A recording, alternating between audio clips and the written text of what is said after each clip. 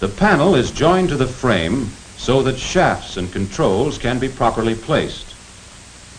This is the extension shaft to the band switch. By the use of this band switch connected to the exciter and driver stages, it's possible to change frequencies very rapidly. That's vitally important in military operation.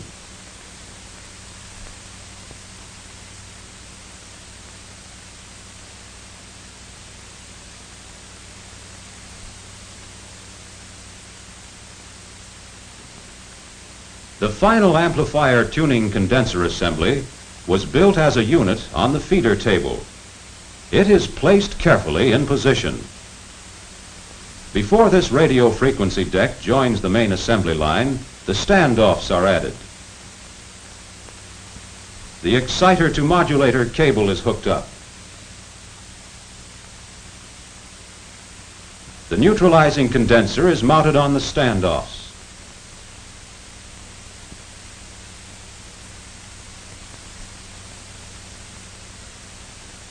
The main tube socket is added.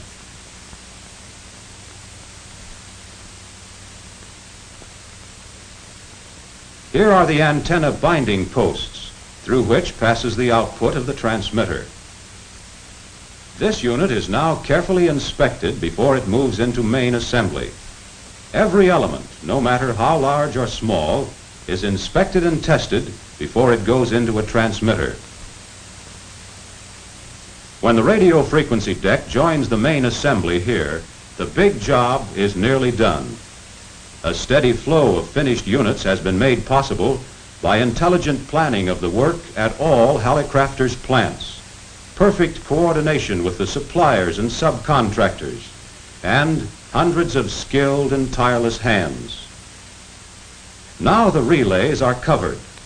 The smaller tubes are set in place, and the completed unit is ready to leave the assembly line. The transmitter is now ready for the first of many tests it will receive before it earns the stamp of final approval. This is the electrical testing room, where the transmitter's output, modulation, and keying are accurately measured and recorded. This work calls for plenty of technical skill and knowledge, so the staff here is principally made up of experienced radio amateurs. Signal Corps inspectors watch closely these important steps in controlling both the quality and performance of the transmitter. This test measures the radio frequency output of the transmitter. Instead of allowing the signal to radiate over an antenna, these bulbs, called the dummy antenna, convert the RF output into heat. Another important test is the one made for overload. The purpose of this is to make sure the relays respond properly to protect the circuits. This is also done to determine the capacity of the entire transmitter to absorb a temporary overload in normal operation without breaking down. Next, the transmitter is given a trial at sending code signals. When operated in this manner, the audio amplifier and modulator are not used. The flashing of these rectifier tubes shows how the key simply makes and breaks the output to form the characters of the telegraph code. To check how well the transmitter responds to all essential voice frequencies, the oscillograph is used. This detects any distortion and locates at what point the distortion occurs. This transmitter shows a normal frequency response. When the lid goes on the transmitter, that means it has passed all the electrical tests with an A1 rating. It's ready now for the Signal Corps truck. In another part of the plant, radio receivers are being mounted on a table assembly that makes up the listening end of this communication unit. Each table is equipped with two similar radio receivers. One operates on the main power supply and the other from an auxiliary battery. The entire assembly is tested for proper operation as a unit. The two receivers can be operated simultaneously. This is the speech amplifier. 2 separate operating positions are provided. Part of the table assembly includes 2 loudspeakers, 2 field telephone instruments, and a portable typewriter. This is the final step in assembly, bringing the transmitter, the receivers, and the accessories together and installing them in the truck. Once the equipment is mounted inside this door, it becomes officially the SCR 299. It's on the way to the front. Easy does it.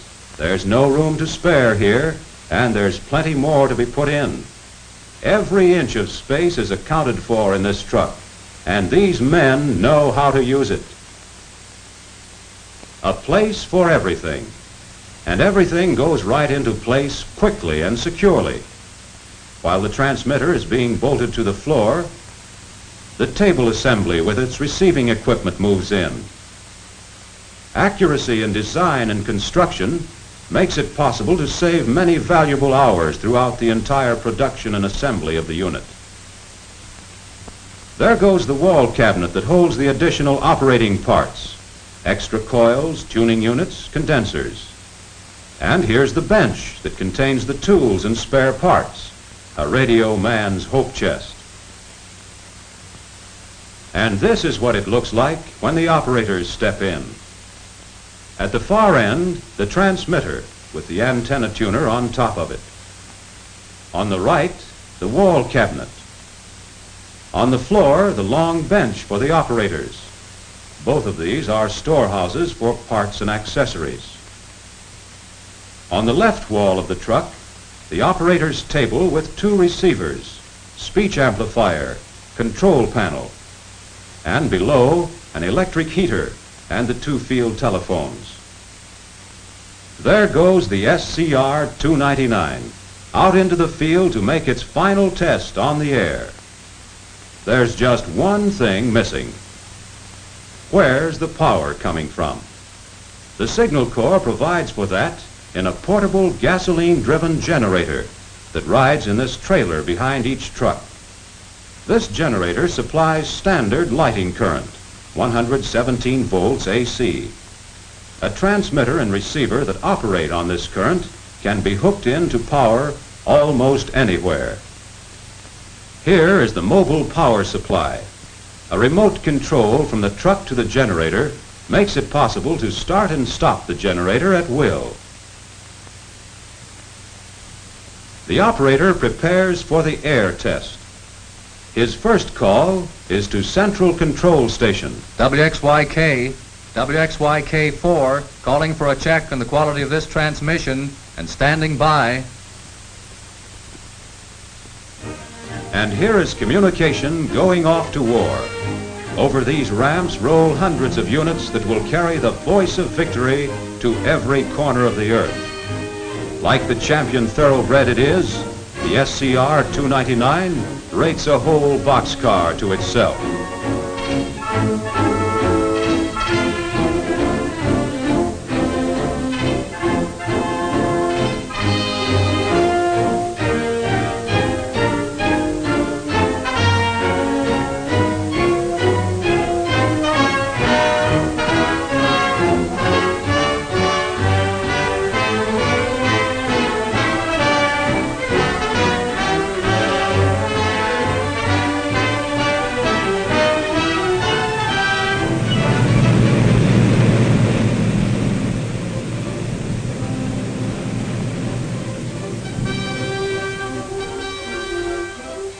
This Signal Corps unit is built for action and to get into action fast. It's a highly mobile radio station and may be set up almost anywhere in battle or invasion activities. Speed is vital. Every minute counts. The enemy doesn't wait. Communications must be ready at all times. It may be the only contact over which a blow-by-blow report flashes from the local front to the remote commands at Cairo, London, Sydney. The SCR 299 in this position is the nerve center of all our attacking forces. Artillery, tanks, infantry, Air Force, many of which are widely separated. Through the transmitter flow the reports, information, timing, and the order to advance. This is the voice of victory. Contact may be made with an approaching flight of bombers while they're still hundreds of miles away from the target. To coordinate their attack perfectly, these flyers must know the present position of our own tanks, infantry, artillery. They get this information by contact with the message center, which speaks and listens through the SCR-299. Tanks moving into position must be kept informed of the approaching air support. Timing is vital, and the timing of all these movements is controlled through this voice by direct contact with the Armored Forces headquarters. From many small stations scattered miles apart along the battlefronts comes the flash news, the observations, the unexpected, all clearing through this central station. That's how radio helps to time these big movements, make them strike most effectively and with the minimum loss of American lives. Radio communication units are among the first pieces of equipment to go into action, whether the attack is on land or sea. Radio communications stay in the fight as long as there are men, guns, ships, and tanks on the move. For the life, death, or victory of all of them depend upon this command: get the message through.